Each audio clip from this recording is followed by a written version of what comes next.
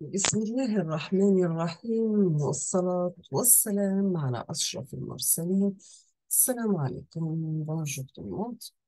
Aujourd'hui, on va voir ensemble une autre vidéo, toujours sur le module recherche documentaire et conception du mémoire.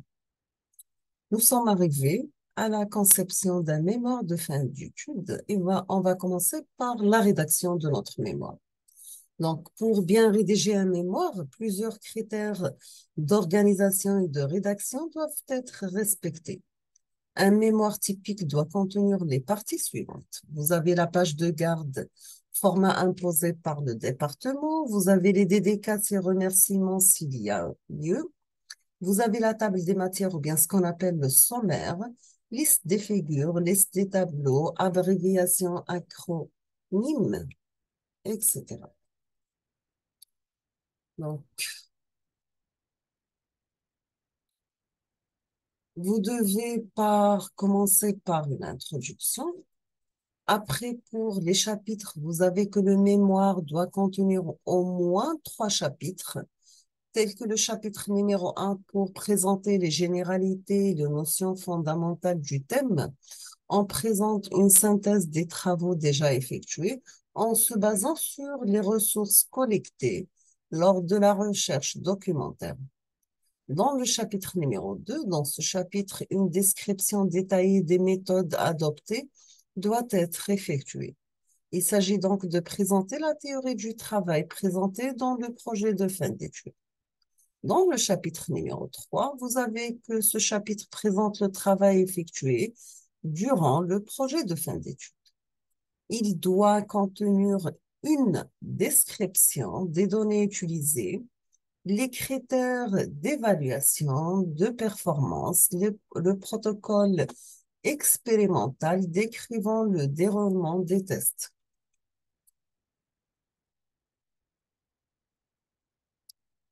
Vous avez aussi que les résultats obtenus et puis une analyse et une discussion de ces résultats. Vous devez terminer avec une conclusion, référence bibliographique, des annexes s'il y a lieu, bien sûr. Une annexe doit contenir une description théorique telle qu'une démonstration ou bien un algorithme qui ne fait pas partie du cœur de méthodologie, mais pouvant apporter des informations utiles. Par exemple, dans un projet de fin d'études utilisant la transformée en ondelette, on peut présenter des rappels sur la transformée de Fourier en annexe. Et on peut aussi mettre des tests complémentaires pour alléger la lecture des chapitres. Vous avez pour le résumé, il doit être en 3 langues. Au verso du mémoire, pour une thèse, le résumé est présenté sur une page avant la table des matières.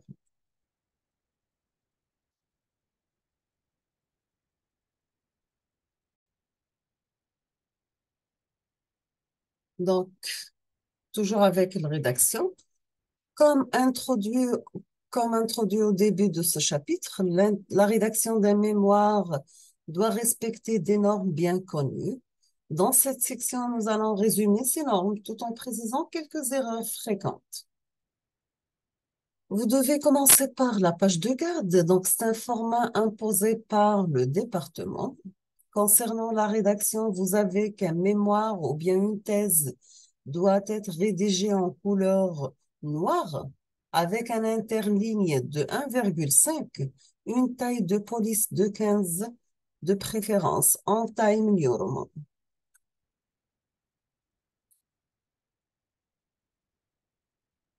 Pour la table des matières, elle indique les numéros de pages de différentes parties du mémoire, en commençant par l'introduction. On présente aussi les titres et sous-titres des sections, et vous avez les numéros de pages doivent apparaître en chiffres arabes. Vous avez par exemple le numéro de chapitre doit procéder les numéros des sections et des sous-sections.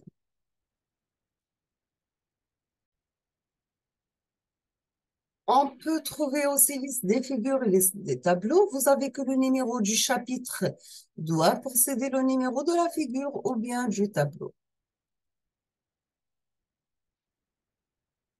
Liste des abréviations et sigles acronymes. Cette liste est nécessaire si on utilise plusieurs abréviations, des symboles et acronymes dans le mémoire. On passe maintenant à la pagination. Vous avez que l'introduction et la page numéro 1 du mémoire. Pour cela, toutes les pages qui précèdent l'introduction du mémoire sont paginées en utilisant les chiffres romains. Intitulé de l'introduction et de la conclusion. Chaque thèse commence par une introduction et se termine par une conclusion. Très souvent, les étudiants utilisent les termes introduction générale et conclusion générale, ce qui est faux, car l'introduction et la conclusion n'ont pas à être générales. Le mot général est aberrant et il est plus correct de mettre juste introduction et conclusion.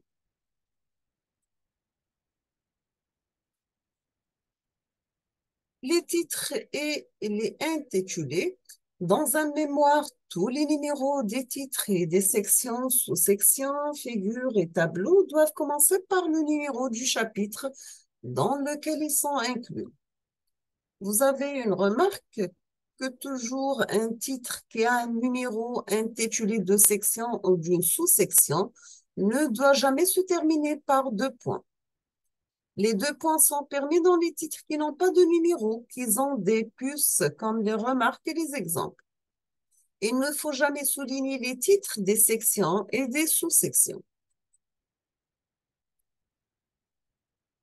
Pour les équations, vous avez que les équations doivent être inscrites par l'éditeur des équations et chaque équation doit être placée au milieu de la page en laissant une ligne vide avant et après l'équation. Donc, similaire au titre, les équations ont des numéros qui commencent toujours par le numéro du chapitre. Vous avez aussi que le numéro de l'équation doit être placé à l'extrémité droite de la ligne. Emplacement, figure, tableau et équation. Donc, lorsqu'on rédige un mémoire, les figures, les tableaux et les équations sont utilisés pour illustrer une méthode ou bien un résultat. Ces éléments doivent être placés dans le plus proche possible du paragraphe qui les cite. Donc, il est obligatoire de citer les figures et les tableaux dans le texte avant de les présenter. Dans les équations, une variable doit faire référence à une seule notion. Par exemple, si on utilise X pour désigner un signal, on ne peut pas l'utiliser pour désigner l'abscisse d'un point dans une autre équation.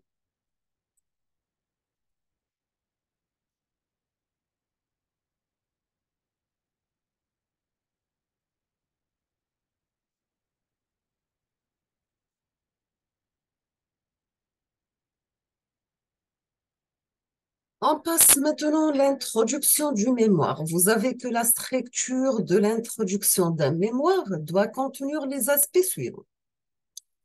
Nous avons le contexte de l'application. Il permet d'introduire le thème abordé et illustrer l'utilité du thème. Il doit mettre en évidence l'état de la question ou la problématique posée. Pour la motivation, une fois la question posée, il faut expliquer pour quelle raison doit-on trouver une solution et donner l'objectif de votre projet de fin d'études. Donc, cela permettra d'éviter les questions systématiques. Pourquoi vous avez choisi ce thème? Pourquoi vous avez utilisé cette méthode? Donc, on passe à votre contribution. Donc, c'est dans le cadre d'une thèse, l'étudiant doit réaliser une partie originale, sa propre proposition, bien sûr dans son travail. Ainsi, il faut expliciter les contributions du travail de thèse par rapport à l'état de l'art.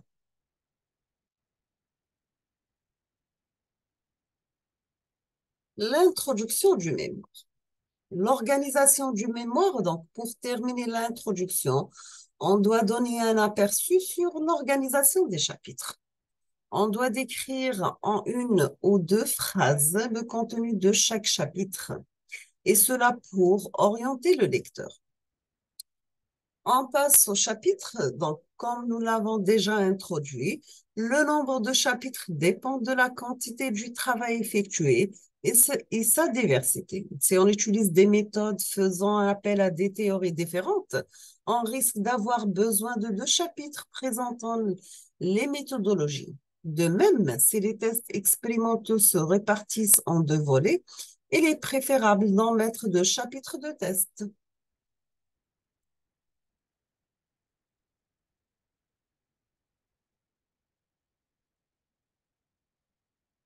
Donc, un mémoire doit contenir au moins trois chapitres, tels que premièrement, vous avez des généralités, ce qu'on appelle un état de l'art dans une thèse. Ce chapitre doit introduire les notions fondamentales et les généralités permettant de comprendre le travail présenté dans les chapitres suivants. Donc, concernant l'état de l'art, il est nécessaire dans une thèse et consiste à citer les travaux déjà effectués sur le thème abordé, dans la thèse, bien sûr. Il doit mettre en évidence les avantages, les inconvénients et les résultats de ces méthodes pour permettre de situer le travail de sa thèse. Dans un mémoire d'étudiant, il tenait à mettre une section intitulée par exemple les travaux réalisés dans la littérature qui donne juste une idée sur les méthodes déjà utilisées et justifier le choix de la méthode adoptée.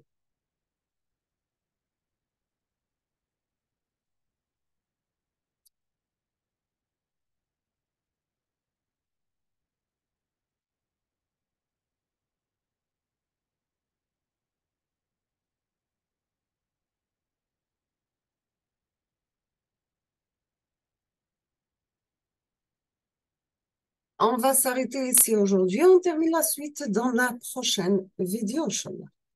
Je vous remercie infiniment pour votre attention. Comme toujours, n'hésitez pas si vous avez des questions et à la prochaine vidéo, Inch'Allah. Merci.